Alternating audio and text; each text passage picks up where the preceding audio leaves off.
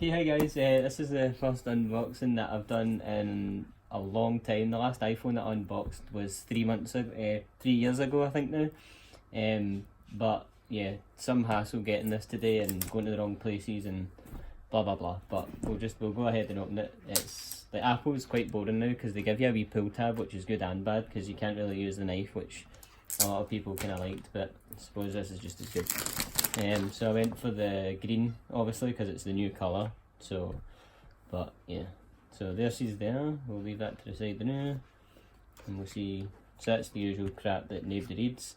And then here's the big new 15 watt adapter, 18 watt, something like that, and which Apple should have included in their packaging, like at the start, like when they started releasing fast charge.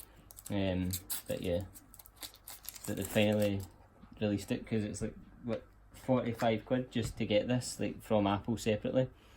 So it's got this cool design like the Apple Watch came like, and it's got the USB-C to Lightning.